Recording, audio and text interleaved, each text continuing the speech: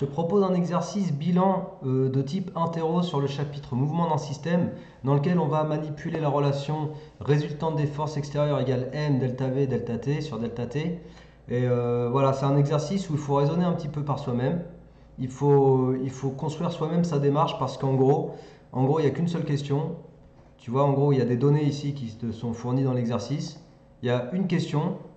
Et la question, c'est est-ce que la schématisation du vecteur delta V de la Terre sur une durée d'une heure est correcte? Voilà, c'est tout. La question, c'est juste ça. Donc c'est pour ça que je te dis, ici, on est dans un exercice bilan de type interro. C'est exactement le genre de truc qu'il faut que tu saches faire à l'issue du chapitre. Donc on lit ensemble l'énoncé. On peut considérer que le mouvement de la Terre est circulaire uniforme dans le référentiel héliocentrique. Héliocentrique, ça te va? C'est en fait le référentiel où le Soleil est le centre et on étudie le mouvement des planètes autour du Soleil. Hélios, c'est le Soleil. Donc héliocentrique, centré sur le Soleil. Du coup, j'ai perdu la phrase. Le mouvement de la Terre est circulaire uniforme dans le référentiel héliocentrique et seul le Soleil exerce une force sur la Terre. Alors, on va représenter ça. Tu vois, ils ont fait un schéma, mais en même temps, nous, on va faire notre propre schéma.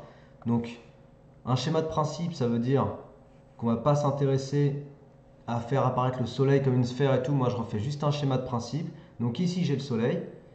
Et puis, j'ai la Terre. Alors, c'est un peu chaud de tracer avec mon matériel là. Ok, ça ressemble pas à un cercle, on est d'accord, mais voilà, t'as compris, c'est juste pour le principe. Donc, je vais mettre la Terre ici. Je l'appelle T comme la Terre, S comme Soleil. Et si tu veux, je mets même le Soleil en rouge, comme ça, t'as vu, c'est chaud. En fait, ça sert à rien, mais voilà, ça fait joli. Donc voilà, on a la Terre ici, le Soleil qui est là, et on te demande de travailler avec la Terre qui tourne autour du Soleil. On te demande de dire si le schéma qu'ils ont emprunté, le delta V qu'ils ont emprunté, est correct ou pas. Donc la première chose qu'on va dire, c'est que la seule force qui s'exerce sur la Terre est la force gravitationnelle exercée par le Soleil. Alors normalement, tu as vu en classe de seconde qu'il y a une force qui s'exerce entre un objet A et un objet B de type interaction gravitationnelle qui est suivant la direction qui relie les centres des deux objets, donc le centre de la Terre, le centre du Soleil, tu as vu, j'ai tracé une droite, ça me fait la droite qui porte les forces d'attraction gravitationnelle. Et si je veux représenter la force d'attraction gravitationnelle du Soleil, exercée par le Soleil, je vais représenter ma force comme ça. On va la faire un peu plus épais. Voilà. Ça, c'est la force exercée par le Soleil sur la Terre. Donc évidemment, c'est une force qui est orientée vers le Soleil, puisque c'est une force d'attraction. Si tu veux, je la note comme ça. F de S sur T. Ok? Donc force exercée par le Soleil sur la Terre. Et tu vois que cette force, elle est orientée vraiment suivant la direction qui relie la Terre au Soleil. Cette droite qui relie T à S. D'accord? Et elle est orientée vers le Soleil. Alors on te dit qu'on suppose que la seule force extérieure exercée, donc si je considère le système en mouvement c'est la Terre, dans le référentiel héliocentrique,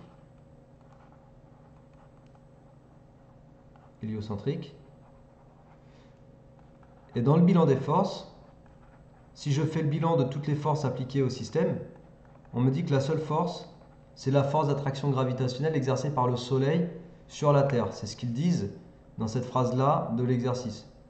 Seul le Soleil exerce une force sur la Terre.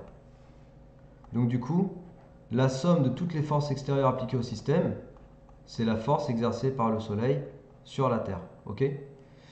Ça, c'est une première chose. Donc déjà, ça veut dire quoi? Ça veut dire que mon vecteur sigma f, c'est le même que mon vecteur force exercée par le Soleil sur la Terre. Or, donc ce qui signifie que mon vecteur sigma f, c'est lui. Tu vois peut-être pas. Mon vecteur sigma f, c'est lui là. Il est égal au vecteur force exercée par le Soleil sur la Terre. Donc là, tu as sigma f. Or, tu sais que sigma f,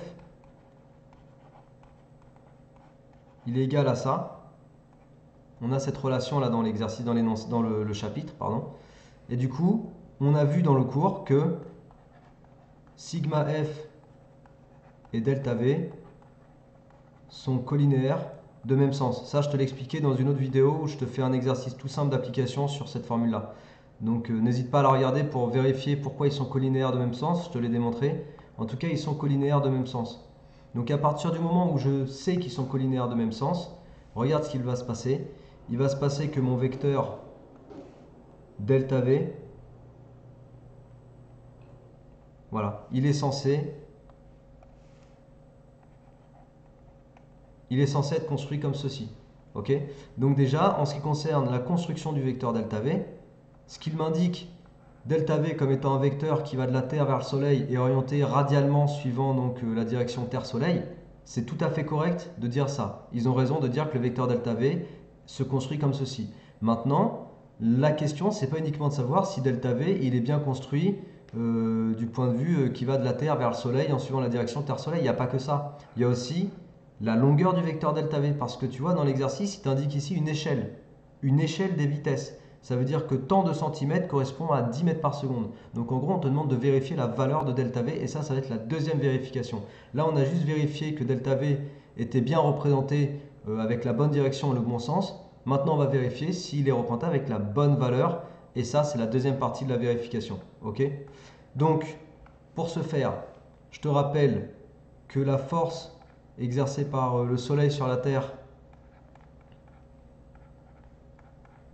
je la calcule en faisant grand G fois masse de la Terre fois masse du Soleil divisé par la distance Terre-Soleil au carré. Alors il faudra que la distance ici soit en mètres et il faudra que ça, qui représente les masses, soit en kilogrammes. Et l'intensité, la constante de gravitation universelle, ça c'est les unités du système international, on te les donne de toute façon. Attends, j'ai fait une petite erreur parce que je t'ai mis vecteur, là c'est le F sans vecteur, c'est la valeur du vecteur F, force exercée par le Soleil sur la Terre. Donc on va calculer en fait la valeur de ce vecteur force exercée par le Soleil sur la Terre. On va remplacer G, MT et MS et la distance par les valeurs proposées dans les données. Donc ça c'est les unités du système international, unité SI. Alors qu'est-ce que j'ai comme données? J'ai tout qui est ici, hein. Tu vois les masses, la constante, la distance. Donc on remplace. Je vais faire le calcul directement. Donc G, 667 fois 10 moins 11 multiplié par masse de la Terre, masse du Soleil. Donc c'est déjà en kilogrammes. T'as vu? Kilogrammes hein, ici. Les unités sont bonnes et la distance elle est déjà en mètres. Donc j'ai rien à convertir en fait. Alors masse de la Terre, 6, 10 puissance 24 fois masse du Soleil, 2, 10 puissance 30. Ok, divisé par la distance au carré, 1,5 10 puissance 11 au carré. Bon, il y a deux chiffres significatifs à chaque fois, sauf le G qui a 3 chiffres, mais du coup tu conserves un résultat avec le plus petit nombre de chiffres significatifs, donc en l'occurrence 2. Ça nous donne environ 3,6 fois 10 puissance 22, c'est des newtons. Donc environ 3,6 fois 10 puissance 22, c'est des newtons. Ok? Donc ça, c'est la force exercée par le Soleil sur la Terre. Première chose. Deuxième chose, la somme des forces, la résultante de la somme des forces extérieures, du coup, elle a pour valeur la même que F de S sur T. Et on sait que ça, c'est égal à M fois delta V sur delta T. Du coup, je vais pouvoir calculer la valeur de delta V. Ok, là, je travaille non pas avec la relation vectorielle, je travaille avec la relation sur les valeurs des vecteurs. Donc, je vais pouvoir isoler delta V et calculer sa valeur. Delta V, si tu bascules les termes, ça te fait delta T fois F de S sur T divisé par M. Alors, le M, dans notre cas, c'est la masse du système en mouvement. Donc, c'est la masse du Soleil, la masse de la Terre, pardon. Voilà. Masse de la Terre. Donc en appliquant ma petite formule là, je vais pouvoir calculer delta V. J'ai juste, pour passer de cette étape là à celle-ci, J'ai juste basculé la formule pour isoler delta V, on est d'accord? Donc delta T, on connaît parce qu'on nous demande, je te remets dans l'exercice pour que tu saches pourquoi on connaît delta T, parce qu'on me demande de vérifier comment dire, la justesse de leur représentation de delta V dans le cas d'un mouvement, d'une variation de vitesse sur un mouvement qui dure 1 heure. Donc le delta T, c'est 1 heure. Ok, c'est dit ici, là, dans l'énoncé. Donc delta T vaut 1 heure. Et il faut passer ça en secondes. Donc 1 heure, c'est 60 minutes. 1 minute, c'est 60 secondes. Du coup, ça te fait 3600 secondes. Et puis, du coup, tu fais ton calcul. Fois 3,6 fois 10 puissance 22. Là, je réutilise pour F le résultat que j'avais trouvé tout à l'heure en newton, divisé par la masse de la Terre, que j'ai déjà oublié. La masse de la Terre, c'est quoi? C'est 6, 10 puissance 24 kg.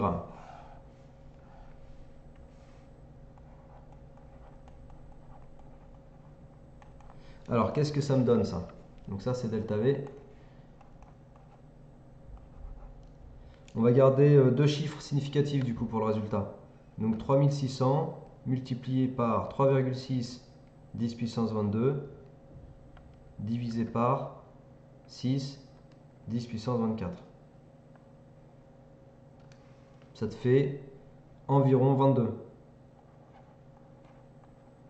22 mètres par seconde. Environ. Ok? Voilà. Alors ça, c'est pour delta V. Maintenant, comment je fais pour vérifier la validité de cette valeur-là? Plutôt la validité de leur représentation. Bah, alors delta V, je vais le mesurer et je vais regarder avec l'échelle qu'il me donne à quoi il correspond en valeur. Donc là, pareil, il faut que tu prennes la règle et que tu mesures directement sur l'exercice. Alors toi, tu ne peux pas le faire, mais je vais le faire du coup. Donc je prends l'exercice, je mesure le delta V.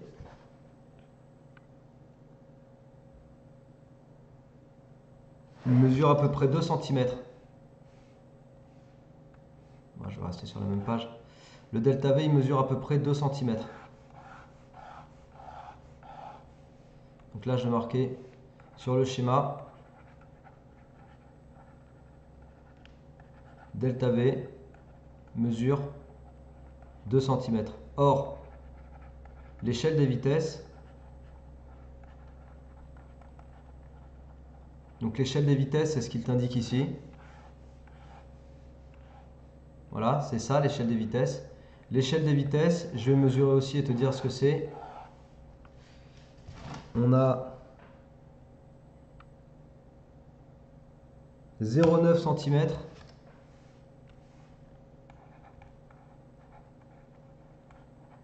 pour 10 mètres par seconde. Du coup, pour 22 mètres par seconde, il faudra avoir combien de centimètres? Tu vois, on va faire un produit en croix. Il faudra avoir 22 fois 0,9 divisé par 10.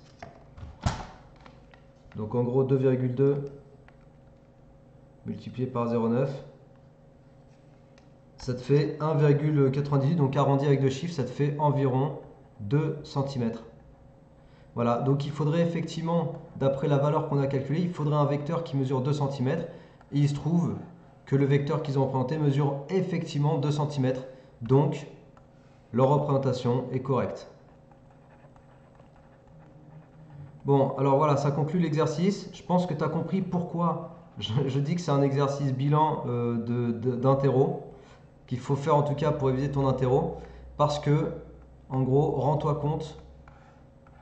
Voilà, rends-toi compte de ce qu'il a été nécessaire de poser par nous-mêmes comme déroulé pour arriver à répondre à la question, est-ce que la représentation est correcte? Tu as vu, ça suggère et ça suppose que tu saches faire tout ça. Donc voilà, je ne vais pas te mentir sur le fait de te dire que ça, c'est un exercice d'un petit niveau intéressant qu'il faut que tu saches maîtriser. Parce que dans un contrôle, par exemple, où tu vas devoir chercher toi-même tes notions, ça peut exactement ressembler à ce genre de truc. Ok? Donc voilà, en tout cas, je t'en ai montré un. Essaye de le refaire par toi-même. Bon, c'est un peu difficile si tu n'as pas le même bouquin que moi et voilà, avec les mesures sur l'écran, ça va pas être simple. Mais essaye de trouver un truc un peu similaire dans ton bouquin peut-être. Et sinon, bah, regarde la vidéo pour bien comprendre tout le déroulé de ce que je fais. Et puis, bah, normalement, tu vas comprendre hein, parce qu'il n'y a rien de sorcier non plus. On a les notions qu'il faut aller chercher par soi-même, mais c'est que des notions qui sont simples à concevoir et faciles à retenir. Voilà, donc j'espère que ça t'a plu, que tu as appris des trucs. N'hésite pas à partager cette vidéo autour de toi. N'hésite pas non plus à t'abonner à ma chaîne, comme ça tu suis mon travail et puis tu vois un peu tout ce que je sors au fur et à mesure. D'ici là, je te dis à très bientôt, travaille bien et à la prochaine. Ciao!